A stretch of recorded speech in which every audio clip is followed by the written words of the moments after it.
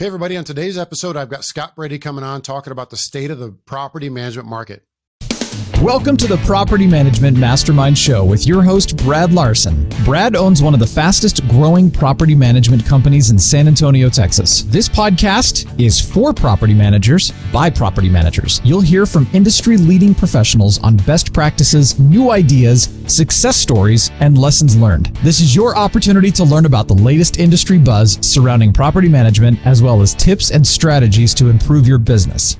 As a property manager, it's important for your business and your bottom line to work with the right insurance partner. But getting the right coverage for all parties involved isn't always easy. That's where Steadily.com comes in. Steadily is the industry leader in landlord insurance, offering fast, affordable coverage online in just a few clicks. Steadily works with property managers nationwide to insure their portfolios of managed properties and provides guaranteed listing as additional insured with easy online visibility into property insurance coverages. With top-of-market referral fees, Steadily also helps you drive extra revenue per door while bringing tremendous value to your clients. That's why property managers nationwide rate Steadily 4.8 out of 5 stars. Find out how Steadily can save you time and help you earn extra revenue. To get started, visit Steadily.com/partners/PMM or email us at partners@steadily.com and mention that you heard us on the PMM podcast. Solve your communication problems and save an hour a day, every day with Company Cam. Company Cam is a visual-first job site communication app that allows you to have all of your properties right in your pocket. Company Cam automatically organizes unlimited property photos by date, time, and location, while easily creating and sending reports to renters and owners to save time and money. Keep vendors and clients up to date on property projects from start to finish with live project timelines. Every project, photo, video, and conversation all within one app. Company Cam. Visit CompanyCam.com and make your life easier today.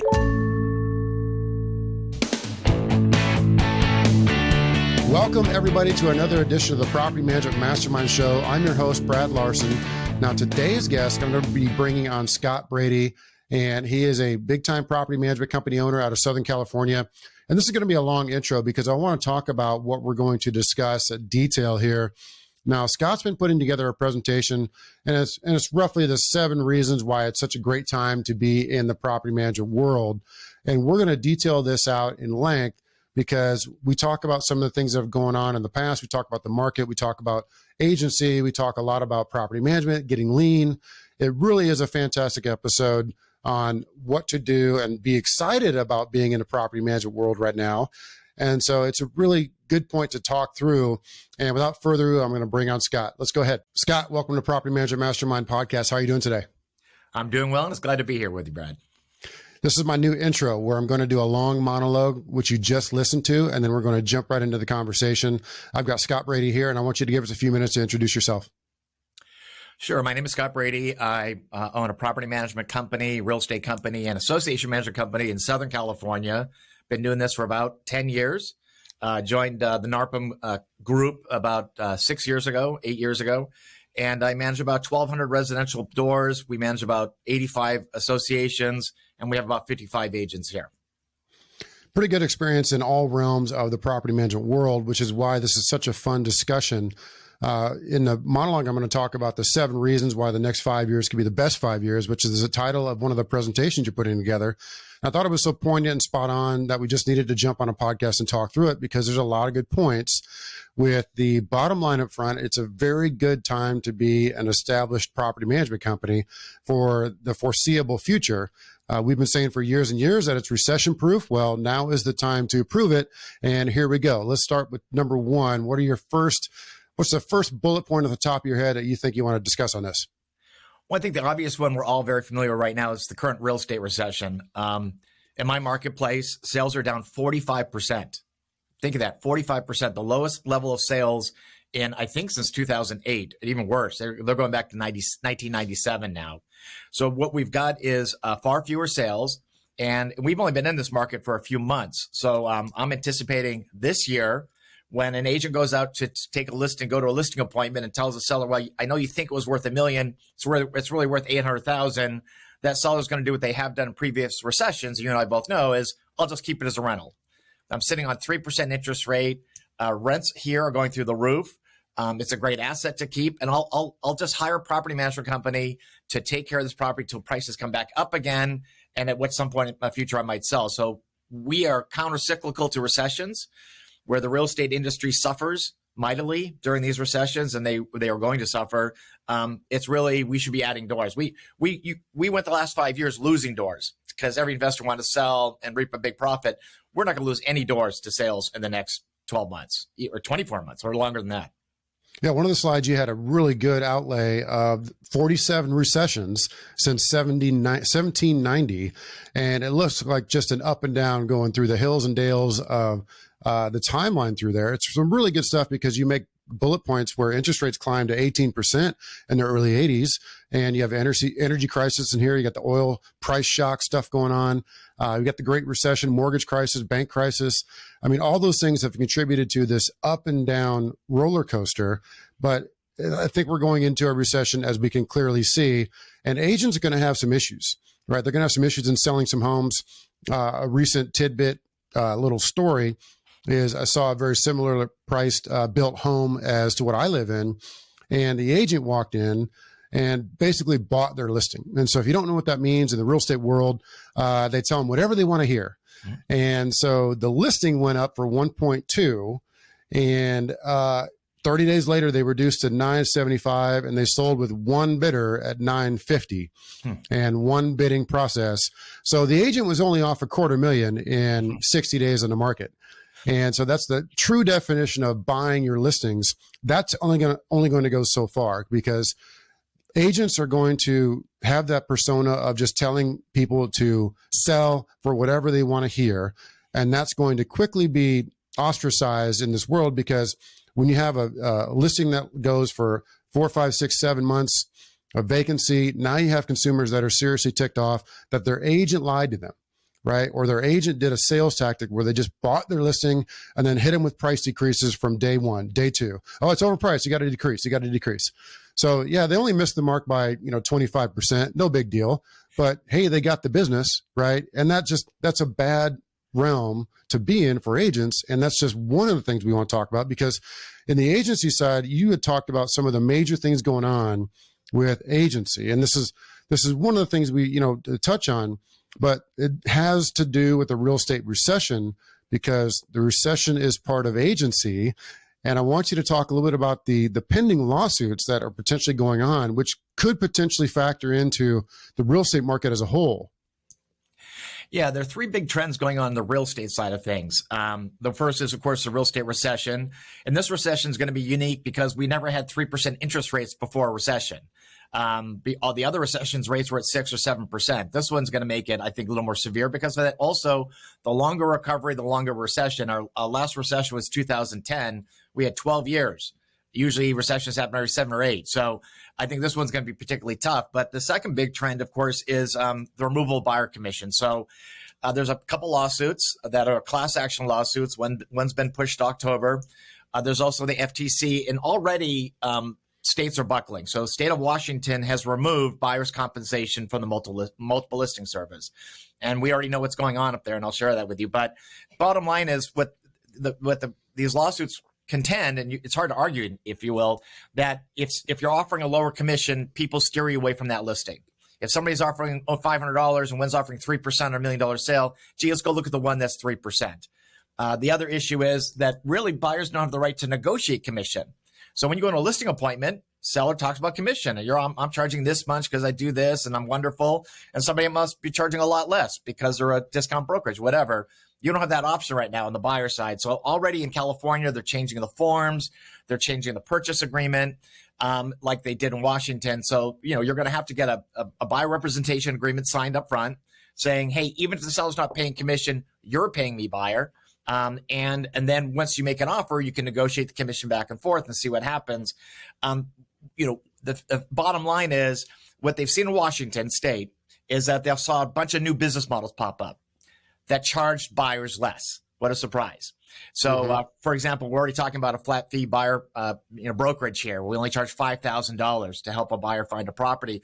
So, effectively, you and I've been in this industry a long time. The first thing you do when you get out of real estate school is work with buyers, right? Because They don't, I don't care, how long you've been in the business. Just get me that house over there, right? Well, that's going to change significantly. And so we think that's going to have a major impact on the number of agents in the business.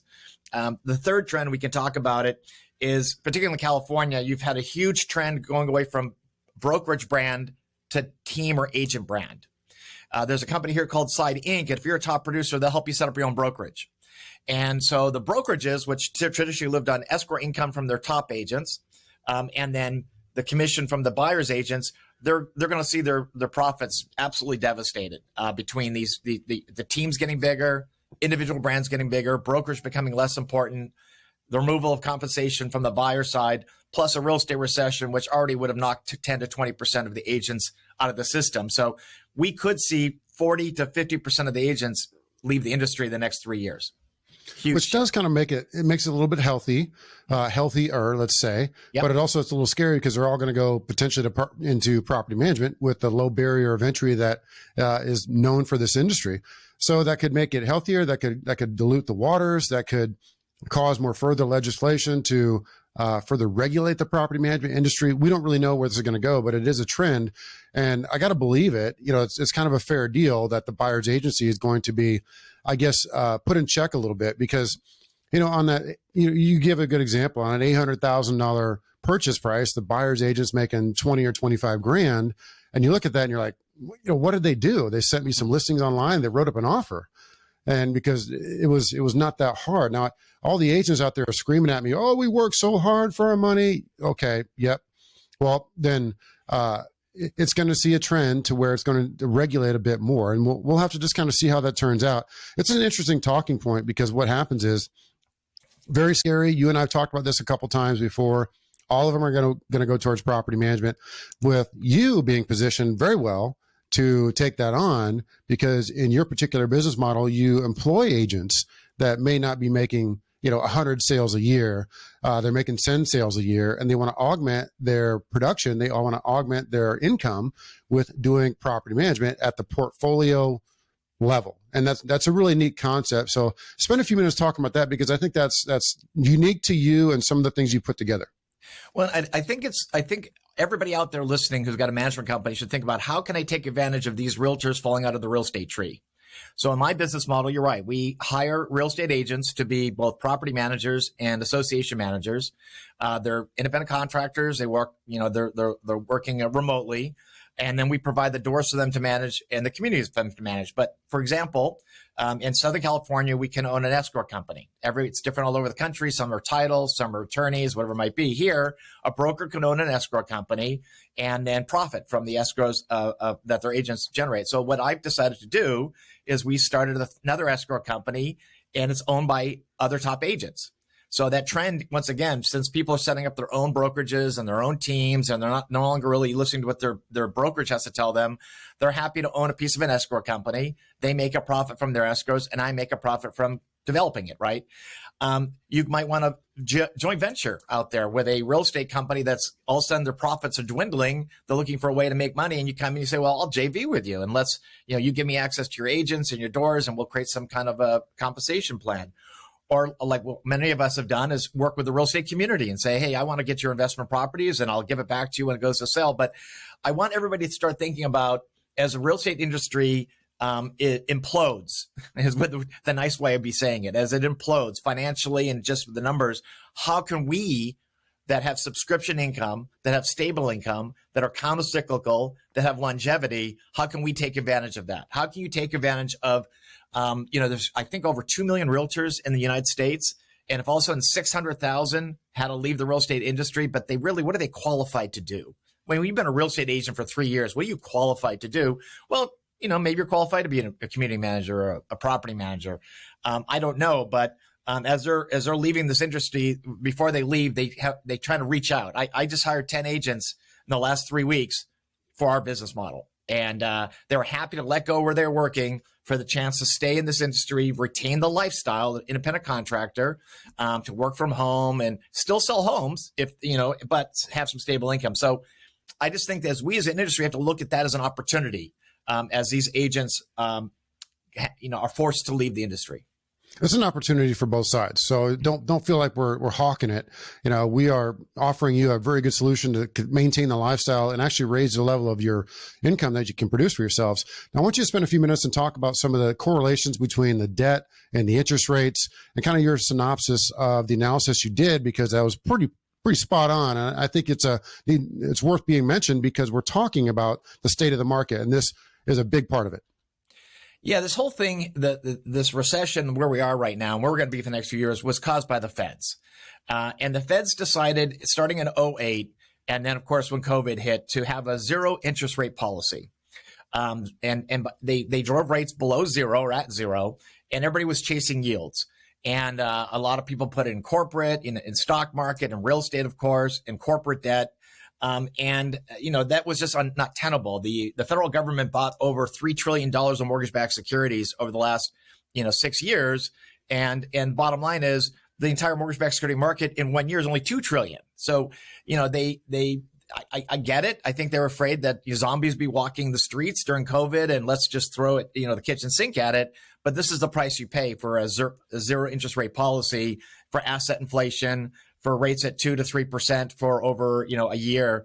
And the real estate industry is going to take it on the chin because, as you and I both know, home prices went up 40% in less than 2 years, 2.5 years. And so if you give back 10 or 15, so what? You're still way ahead. So in California, all you've done is the first time home buyers can't buy. It's financially not feasible. And the only people selling right now are people that divorce, death, diamonds, the 4Ds. If you have to sell, you're selling. Nobody's choosing. Very few people are choosing to sell and move up. They're going to come out feet first now. That's why the sales are so down. And there's nothing a realtor can do. Door knocking is not going to get more people to sell. It's a zero-sum game. I was listening to Tom Ferry's podcast the other day, and he's telling all his people that pay him, $1,500 a month plus, you're going to have to work twice as hard. That was his words of wisdom to his industry. And, we have this great opportunity with this recession because our competition is not the property management company down the street. My competition are the people who are self-managing. Which we think is 60 to 70%. And really, we have companies helping them, technology companies or Zillow, making it easier to self-manage. But as we talk about what's happening here, of course, with the California renter state, it's just becoming harder and harder to self-manage. And we all believe that the future of the United States is what happened in Australia, where only 30% of people self-manage. We're only one bad law away in California. There's a proposal now in California to have a statewide rental registry. That if you have a rental property, you've got to put in what your rent is, who your tenants are, who you are, how we can contact you. And of course, the long arm of the law will get you. Well, that's great. There's also they're talking about mandatory education for rental property owners. So you're in Colorado, you're going to fly in for the day for your 4-hour presentation. It's not going to happen. So, all this bodes well for us. Renter state's terrible. Renter nation's not good for private property rights, but it's definitely good for property management. One of the things you did in this analysis was you broke it down to how much down, how much a month. And that really kind of explains it to me in my mind, because you look at I'm a first time home buyer or a third time home buyer. Mm-hmm. And okay, how much is it on that particular home they're like over there? Oh my God, it's that much down. And then it's that much a month. That's just unaffordable. It used to be, a third of that. Let's say it used to be 3,000 last month, 6 months ago, a year ago, when the interest rates were different. Now it's 4,500 a month. Well, that's just outside of my budget. I might have the down payment, but the budget wise, when you start talking that monthly payment, because of the interest rate hike, because of the inflated prices, that puts people out of the market. And you touched on a nail on the head there with the sellers. The sellers are going to look at that and say, well, I can't replace this interest rate that I got, a year ago, 3 or 4%, because what am I going to do with that money I make? If I make it, I'm just not going to enter the sales market, which creates more opportunities for renters, because if those folks want to move or relocate, they may never want to sell. They may rent it out for 5 years, 10 years and come back, or wait till the market improves. And so this gives our pool of customers, clients, that much more of an influx of people coming in to say, you know what, I kind of like this whole rental thing. How does this work? And then I was talking about this on a previous podcast. Well, you remember the whole Renter's Warehouse. They were doing all their radio commercials. Well, that benefited the industry as a whole because it made people aware of, like, what is this property management thing? You can hire a property manager? I didn't know that. Google. And the next thing you know, our companies, yours and mine, would pop up, and potentially we get a lead on behalf of Renter's Warehouse. And because that pool of potential people are going that much more. We're prepared for an influx of clients this year more than we ever have in the past. And I mean, I could throw numbers at you, but it's all just pie in the sky until it's actually done. I hate to even make projections, but we are beefing up operations to be able to bring on those homes. We're prepared for less homes to leave the inventory, and we're prepared for more homes to enter. So operationally wise, you have to beef up and get ready, which is why behind me, you'll see the dump truck. You remember my dump truck story where you have to be ready for 100 contracts to fall on your front step that day. And if you're not ready for that, then you need to be ready for that, grow operationally. So back to some of the points that we don't talk about here is, you mentioned being lean and mean. And so I want you to kind of elaborate on that a little bit.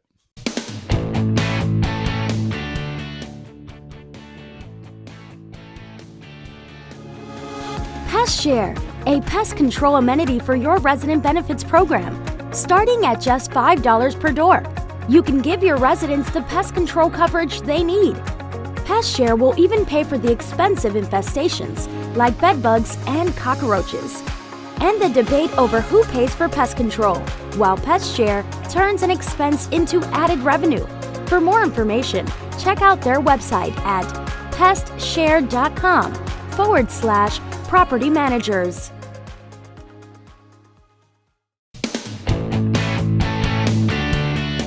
Yeah, this industry has gone through so many changes in the last 10 years, and I've been able to experience it. And I think the one, you and I have talked for many years about this, but the one thing this industry has done really well, because now I'm in association management, I see they don't do this at all very well, is we've gotten very lean the last, I would say, particularly last 5 years.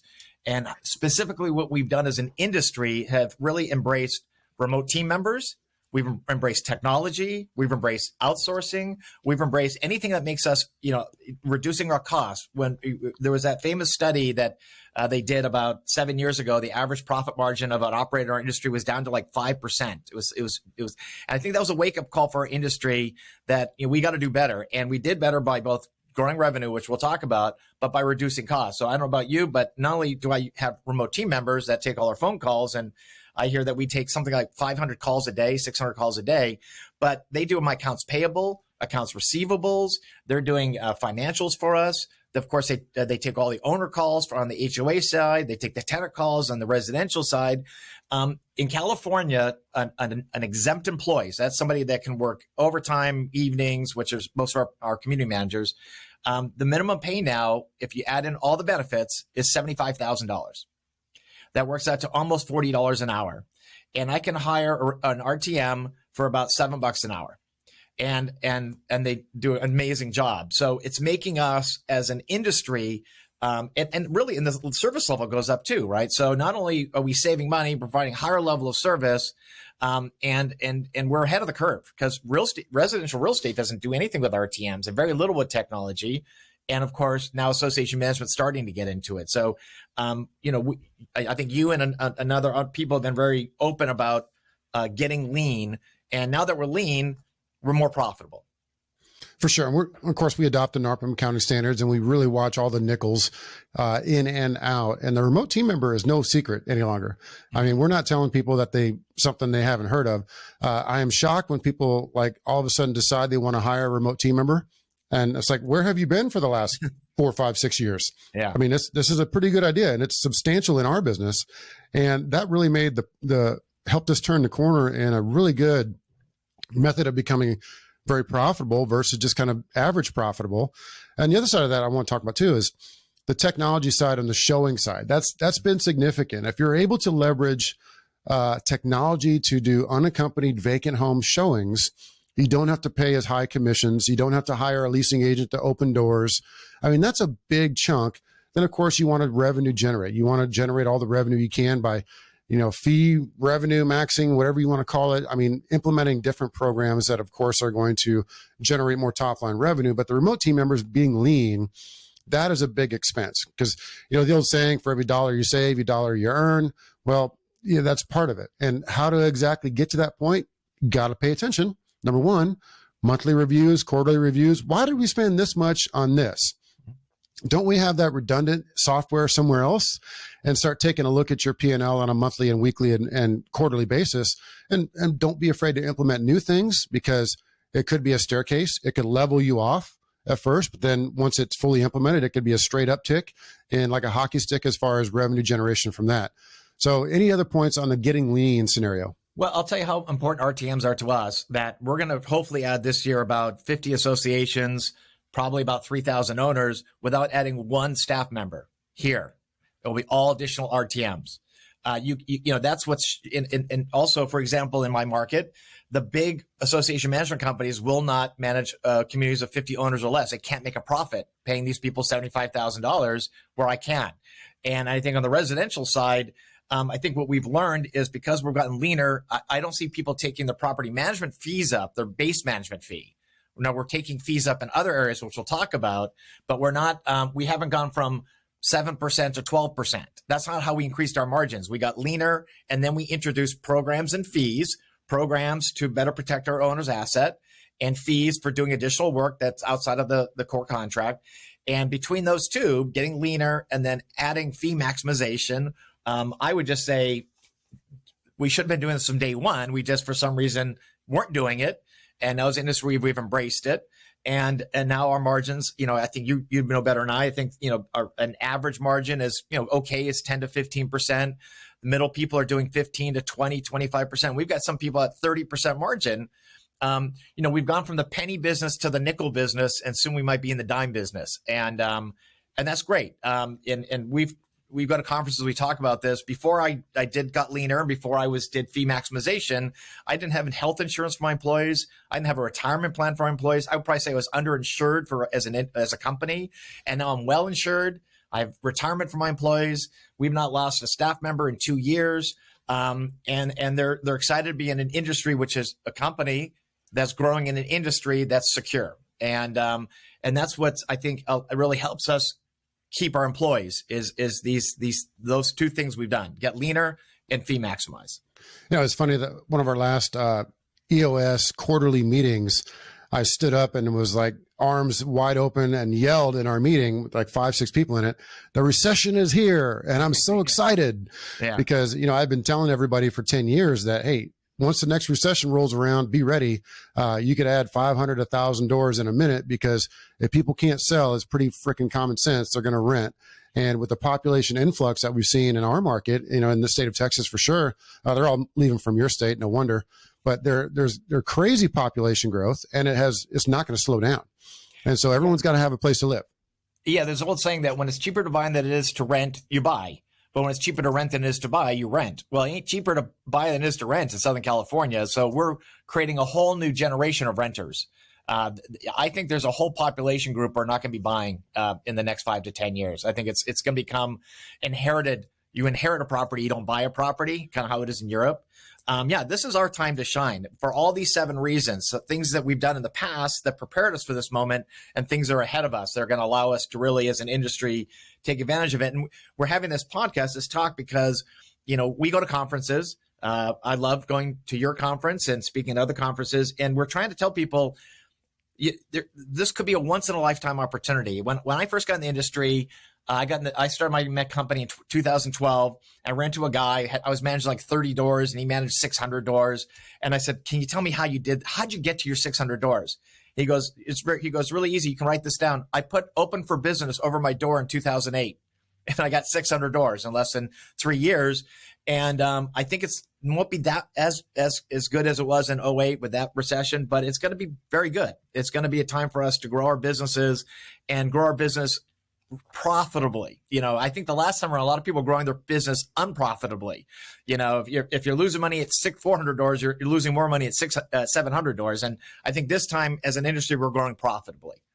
And they had the REA and REIT properties where you're handed 300, 400, 500 homes in a minute by some giant organization. They employ you for a year, and they give you a 30-day notice and fire you. I remember one of our big property managers here in town went through that. And that was kind of a side effect of the recession.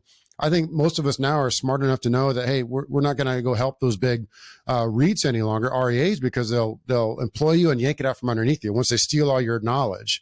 Yeah. So interestingly enough, let's switch gears. I want to talk about the VCs are TKO'd. And you and I have been going back and forth a couple of weeks now on just good points of what's going on in the state of the world with venture capital getting into property management. Now, first off, I got to say it's a good thing that Wall Street looked at our industry and said, you know what? I really like your industry. I got all these billions of dollars. We're going to start investing into the residential property management industry because we suddenly realized it's the core center of all real estate. And it's in the property management world. So let's talk through some of this and see what you got. Well, I think we have to give some background. So there might be people listening who are like, what are you talking about, VC? So when I got in the industry, when I joined NARPM at least, there was a talk that the VCs were coming. Venture capital is coming. They're going to come to your market and crush you. They're going to destroy you. Mine's going to come in and they're going to start spending money on radio ads and TV ads, and they're going to charge $95 a month with no leasing fee, and they're going to put you out of business. And this was our conferences. People walked around going, oh my God, mine has $200 million, and they're going to just get rid of the mom and pops are done. We're not going to survive this. Well, mine disappeared, didn't make it. And then Renters Warehouse didn't make it. And the new VC money out there isn't out to crush us. It's out to acquire us or consolidate us. Take your pick. And you've got opinions on that, if that's a good or a bad thing for you to do. But now it's an option. So it's not a bad thing. You as an operator get to say, well, yeah, I want to sell and give me this much money. But they're not out there to dismantle our industry. They're trying to, in a sense, make it better. And yeah, I don't think we have to fear. We walked around in fear of venture capital. And I think now we realize, hey, they see us as a good place to put some money. Part of my presentation at the PMM Con is going to be how to build your company and then never sell it. And it really is right down the middle, 50-50. I can show you the left side. I can show you the right side if you decide to sell. And a lot of these acquirers that are coming in, they're good folks, right? I have no problem with them. I think they're doing good stuff. But what's interesting is you broke this down to amount of the per door per acquisition. And I mean, just throw some numbers out there. You don't have to mention names, but some of it's like pretty appalling because you and I would never spend that on a, what do we call that? The customer acquisition cost, the client acquisition cost. Our client acquisition cost in the PM world is $500, $800, whatever. I mean, it's well south of this. I mean, throw me some numbers that you're looking at in their client acquisition cost. Oh, there was some in the $20,000 a door. They were buying these doors before they went under. And you and I both know that a good operator is doing their client acquisition at $600 to $1,000 a door. That's kind of depending on how good you are in your marketplace. And I think what they found was they couldn't grow organically. Mine just couldn't, a good analogy I'll give you is there's something called the CAI, which is Community Association Institute. It's where all the association management companies come together. It's national. And when you go to the conference, you're not there to learn anything. It's just a place for them to try to acquire you. It's an acquisition convention. It's not a learning convention. And kind of what's happening with Broker Owner and our convention is becoming a little bit more like an acquisition convention, right? That they see that as that's where all the ducks are floating in the pond together, and let's go shoot a few. But yeah, they've learned that it's for whatever they cannot grow organically, so they're going to grow through acquisition, and that means buying you or me or anybody else out there. I always say the property management's it's an easy business to get into. It's a hard business to be successful at. That's what they learned. It's easy to spend $60 million and not know how to really, we're still in the customer service business. We're in a pride swallowing customer service business, but we're boots on the ground, belly to belly business. And I don't think for the most part, people hire us because of price. They hire us because of our ability, our reputation. In my marketplace, the average sales price is $850,000. They care about the asset. The cash flow is nice. They like the $3,000 a month, but they want to make sure that asset is absolutely protected by me and by the management company. And that's what I think the VCs didn't learn 7 years ago. They thought it was all about price, and we know it's not. It's about all the other stuff we do, the programs we offer, and the tools we have. And I agree with you. I think some of our people are selling, and they're selling right before this market's going to boom. If you're selling right now, you're leaving a lot of money in my opinion, leaving a lot of money on the table. My growth rate's 20%. So in 5 years, I'll be twice as big.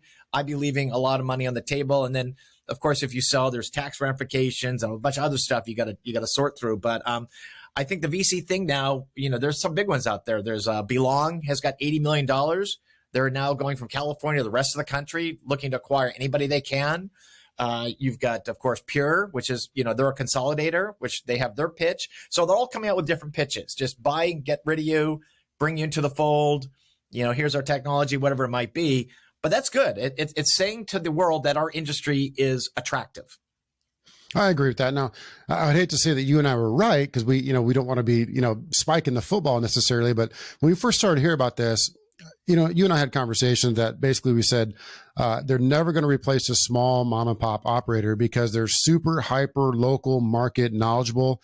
They went to the local university, their kids go to the local high schools, and they're there in that market. You get that sense from the very beginning. The same thing if you go to our website, you get the very sense that we are rooted in the San Antonio to Austin, Texas region. Like, this is our stomping ground. We are not trying to be some national player. Here's a picture of the American map, the lower 48, and all these stars dotted all over the place in these different states. I don't know if that impresses somebody locally in San Antonio, nor does a New York City address of your corporate headquarters, right? So those things never really played well. And again, going back to that, you're never going to be able to replace the 200 to 500 to 1,000 unit small local operators that are just absolute local experts. No matter the price. I mean, the price is not that big a deal. Nobody's ever called here that I'm aware of and says, you know what, I want to make sure my management company is the biggest management company in Southern California. Are you the biggest? That's what I want. I want to be lost in the shuffle. No, they call and they want the best.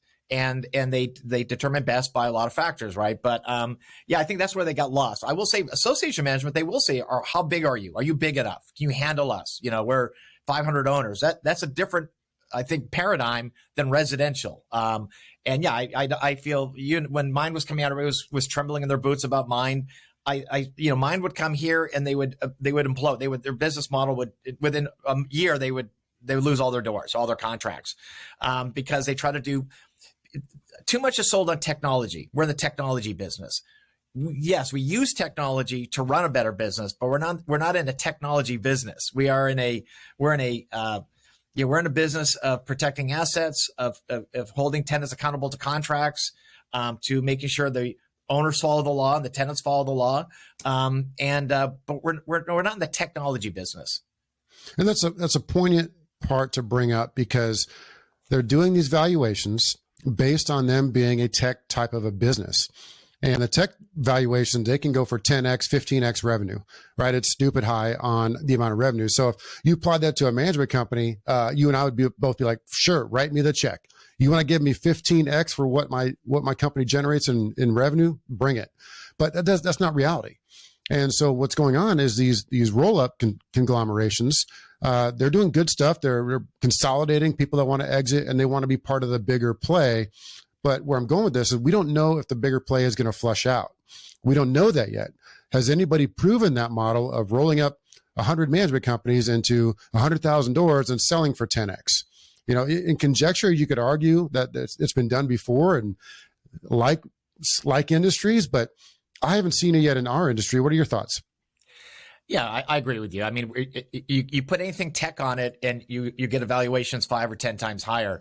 We're a cash flow business. We are, you bring in X and you spend a little bit less than that and you make a profit. That's not a tech business. And I think the only tech out there is replacing us. That's a tech business. What Zillow's trying to do, that they can find the tenant for them and they do rent collection for them and disperse for them. And I think that's tech. But we're not tech. And hey, if it happens, that's great. God bless our brethren who got on at the bottom floor and took advantage of it. We'll see in 7 or 8 years.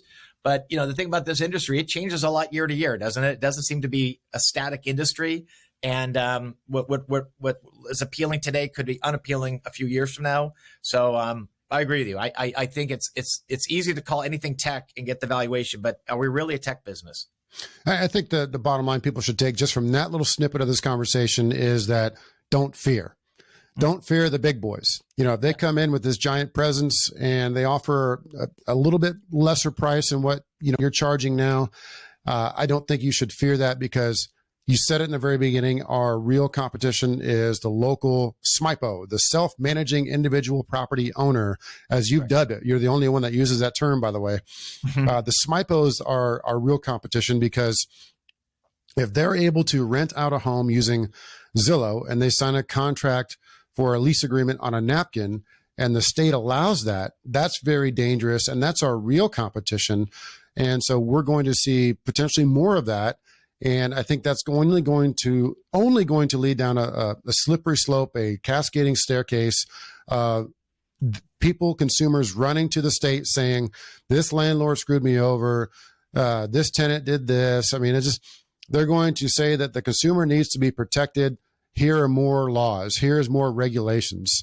And that's either a good or bad thing. And I just hope they do it in the correct way. Like, one of the things they were talking about in Texas was trying to disallow contracts outside of the promulgated state forms, which I totally disagree with. I mean, if you have an attorney approved form that's been tried and true, you should be able to use that. That's common sense, open market stuff. But if you want to regulate something, regulate the people getting the industry, not the paperwork involved in the industry. What does that have to do with it? And it's a free market to a certain extent.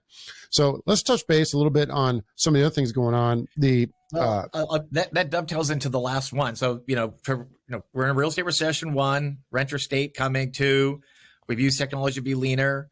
We're squeezing more out of our doors, 4, agents are falling out of the tree. We don't have to worry about the VCs. And this leads to the biggest thing is that there's kind of a famous book. It's not well written, but it's a good book on blue ocean. And I think as an industry, we have these blue oceans ahead of us. That's the self-managing investment property owner, going after that person, taking advantage of the agents falling out of the tree. How do I take advantage of that? Is that a joint venture? Is that having them work for me? Is that whatever that looks like, right?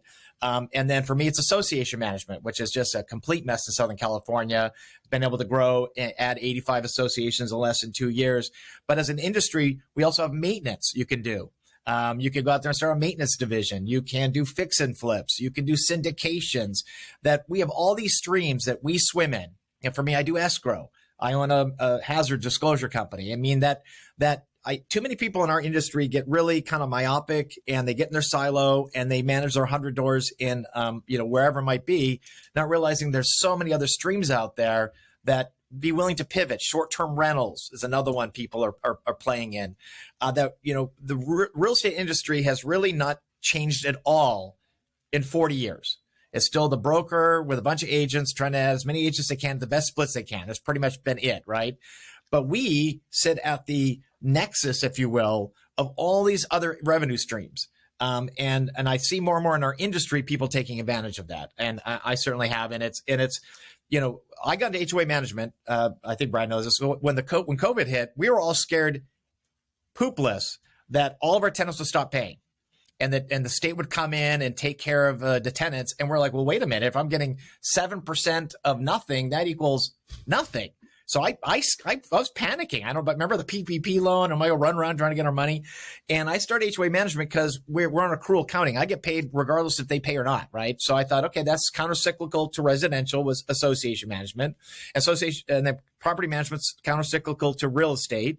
So you want to get in those revenue streams that they're going to pay you no matter what, which is maintenance is a good one. You've got a couple companies, and that's what's cool about our industry is that we're not just sitting on 100 doors. Some people are, which is great, but the people that are really innovating in this industry are really looking at other revenue streams.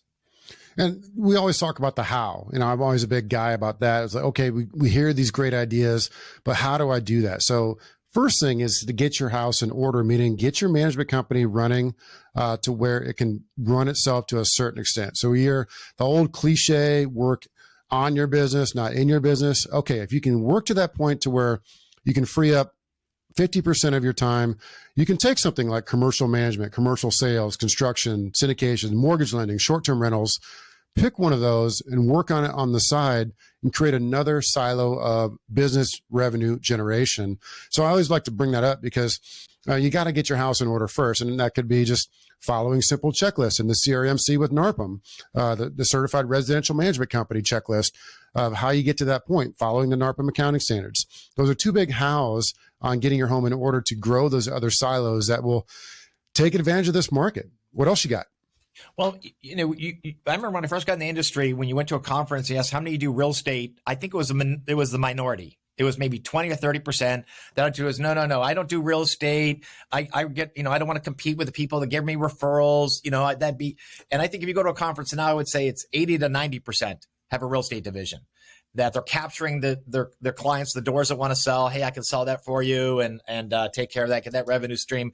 Even that small step, because as agents fall out of this tree, you can offer a better split than Coldwell Banker corporate that's at a 70-30 or a 60-40. For you is gravy. So, start that real estate group and have a reasonable split and know that you can pay the bills and take care of them. So I think as an industry, we've gravitated toward real estate. Now I see people gravitating to association management and short-term rentals. We've always tried to dabble into maintenance, which has been kind of a thorn in our side, but we're doing that more. I just think that whatever you're right. First, make sure you're profitable in your property management business, that it can run on its own without you being there. For me, I hired my son about 4 years ago to run the residential division. I don't do anything with residential anymore. So I can focus, go big picture, do escrow, association management. We're doing the owner benefits package, which you and I have talked about, because, for example, associate management, my profit margin is only about $5 a door. So if I can do an owner benefits package and get another $5, I'm going to double my profit margin. So I think once you get your store in order, your company in order, then you look out new other ways to generate more revenue, even from the doors you manage, right? Go get new doors, but then the doors you have, how can I squeeze out another $5, another $10? How can I do a security deposit waiver program? How can I implement that? And by doing those things, if your profit margin on residential is running 20% and you're bringing in you're making $40 a door. If you just bring in 10 more dollars, that's a 20% increase in profit. So, yeah. One of the challenges we talked about at our annual meeting just a week ago was the price of doing just the basic cleaning, the maid service and the carpet cleaning. And, we're in there with 8 or 10 staff members and all our key leaders. And we're going through this program that, we talk about our $695 cleaning service, where we'll handle all your cleaning top to bottom for $695. Mm-hmm. And anymore, we're starting to it's a flipper coin, whether we're going to go underwater or we're going to actually make $100, right? And so we started talking about, okay, maybe we should buy our own carpet cleaning van. Right. And these are some of the ideas that come out of the maintenance side.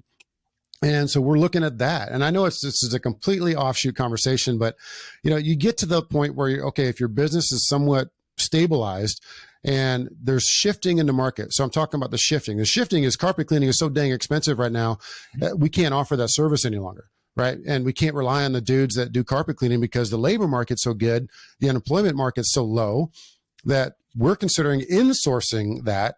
And it really illustrates a point of everything changes, right? You're influxing, you're outfluxing, you're insourcing one thing now, and then a year later you're outsourcing it. And so you just have to kind of roll with the punches. But I just want to bring that up because it does kind of illustrate a few points down in the dirty weeds of things that are challenging us right now. This has been a really good conversation. I love it. What else you got going for me? Well, I would really exhort people. I know it costs money to go to a conference, but I think this is the year to go to conferences. This is the year to go to the Mastermind Conference, PMM Con. This is the year to go to Broker Owner. I think there's such a bountiful amount of information you're going to hear there and what people are doing.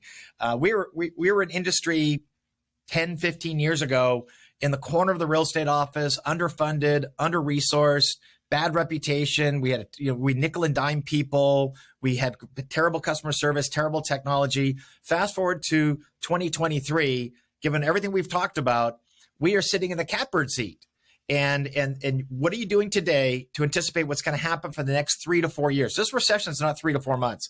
This recession is going to be a lot like 91 to 95.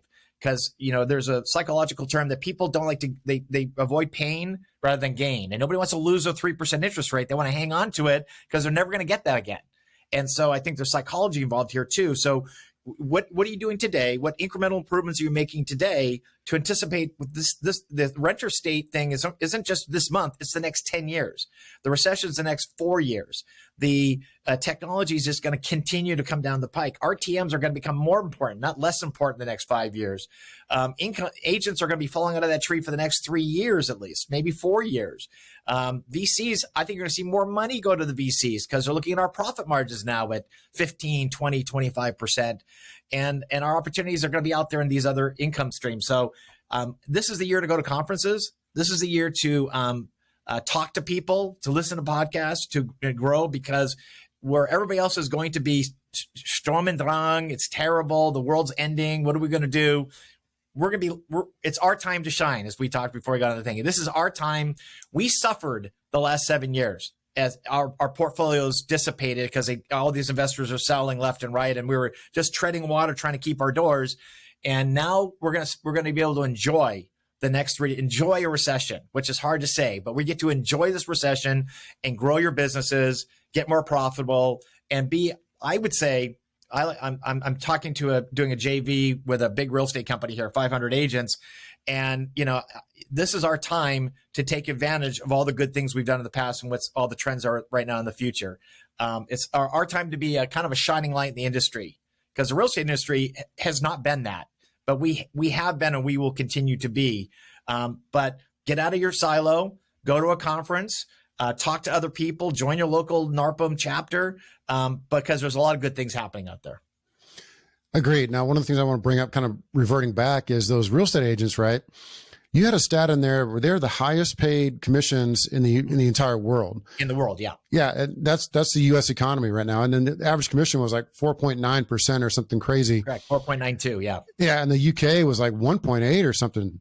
Australia, same thing. Australia is the same thing. They just have one side. We could see a future where you don't really have buyer's agents anymore. There's some big players who want to make us an auction model. So you hire a listing agent, you put it out there, people look at it, and then you sell it, right? I think the future of real estate, if I had to take a guess, is that the buy side is going to go down to 1%, 1.5%. And probably it will be done by teams. Or you're going to have all these new business models where you get paid hourly or you get paid a success fee, right? So $1,000, I show you homes. $5,000, I write up offers. $10,000 once we close escrow. You could see that. So the real estate industry is going to be in a world of hurt. But by the way, 50% of agents don't do a single deal. So once again, you don't have to feel too bad for them. It's an industry.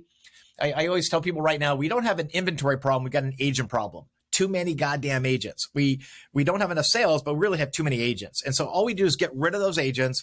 Real estate will come balanced again, but that's going to take 2 to 3 years to squeeze these agents out of the system. And that's where the pain's going to be. I kind of like this in a number of different ways. One, we've all know the big time agents. They roll in their Mercedes and their fancy cars, and they wear nice clothes, and they look down upon their nose at our just feeble property management system. Oh, you guys are property managers. You're I can't even look you in the eyes. I just you're not even on the same level as me.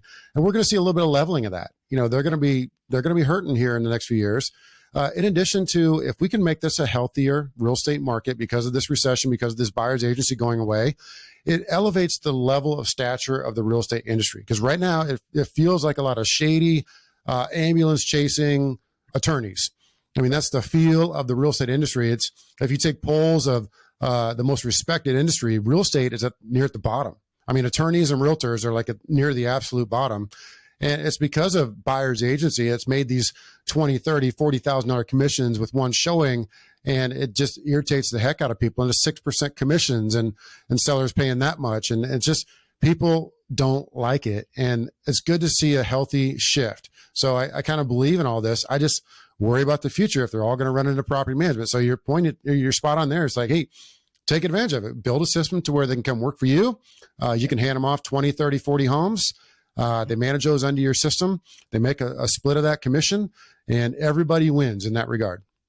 Yeah. I mean, either let them fall out and don't take advantage of it, but I think there's opportunities with either with your real estate brokerage, having that and hiring them, or B, using them for your own purposes. We have found that agents are really good at community management. They're great at it. They pick up the phone, they talk to people, they don't have to make decisions. It's been great for us. But it's just, well, I think we're trying to communicate. This is not, is this going to happen? It is going to happen. We are going to lose 20 to 30% of the agents. So that's fine. You could be happy with that. Great. Get rid of them. They were not good to begin with. They need to go work somewhere else or take advantage of it. But you're right. I think some of them, as they start grasping at straws, they're going to start managing their own clients' properties. And we need to be aware of that. But I think this industry has gotten so complicated. It's harder and harder just to do that. It might have been something feasible 10 years ago, the last recession. I think it's harder to do that. Yeah, I agree with you. Brokerage is letting their agents manage properties that I'm aware of. Yeah, because the litigation around just property management is scary. And a lot of the brokers, they make them sign disclosures, waivers, whatever, that says they're not managing property. And so, yeah, they are going to crack down on it. The insurance companies are for sure going to start cracking down on this. No, I don't want your brokerage with 20 different property managers, with 20 different, air quote accounts floating around and all this liability. We just don't want it. And so they're going to start pushing that out a bit more. So the next time we're going to see you is at the Property Management Mastermind Conference at the end of March in 2023 in Nashville, Tennessee. Go to pmmcon.com to learn more. You're going to be one of the facilitators of that. And so we've arranged for 5+ solid hours of masterminding small group time in the 2-day conference. And that's really where the magic happens, because it's one thing to throw out ideas on stage and, okay, you write some scribbles notes down.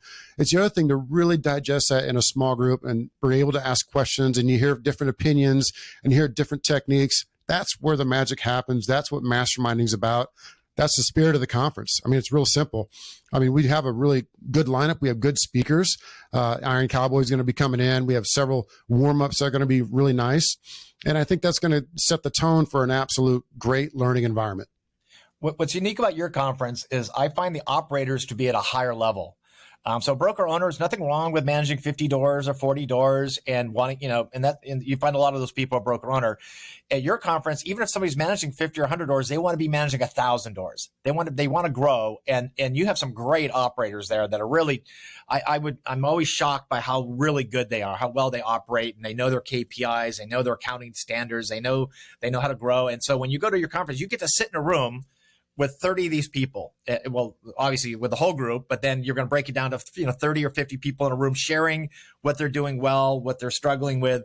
You'll learn more in those 5 hours than 500 hours sitting at your office, wherever you may be. So the operators there are just really of a high standard, high caliber, and that's what you're gonna enjoy hearing from them, not from people on the stage who might be bullshitting you and telling you here's what I'm doing, but how do you know? You're going to have people in that room that it's open the kimono time, and they really do share their successes and struggles. I'm always shocked about some of the low hanging operators. They're really low key. You never heard of them before. They never make a peep anywhere. And you start talking to them like, yeah, we manage, 2,000 homes. You're like, what? I mean, that's a pretty big business. I never heard of you. Never, you don't make a peep on the groups. You don't, you go to conferences, hardly. I've never met you before. And it's always a handful of those that show up to these conferences. It's kind of fun to meet them and see, what'd you do to get to your size? I mean, how do you handle this? And what do you do here? And so it's always fun to go to those. And I appreciate your time today. Yep. It's been a fantastic conversation. We'll see you at the Mastermind Conference upcoming in the end of March. And go to pmmcon.com to learn more and get signed up. Thanks again, Scott, for coming on. I look forward to seeing everybody in March. Imagine a world where the phone doesn't ring, but tenant leads still get pre-qualified and scheduled. Where in-person showings get coordinated automatically in real time, 24 hours a day, 7 days a week. Where occupants and owners are automatically notified of showings and leasing reports. Or imagine, no one has to show your rentals, and they get leased faster than ever, safely and securely. That's the world of Tenant Turner. Come learn more about our beautiful scheduling software and world-class customer support. Call us 888-976-4638. or visit www.tenantturner.com. This has been a podcast episode by PropertyManagementProductions.com. Be sure to subscribe to our podcast, leave us feedback, and come back for our next episode.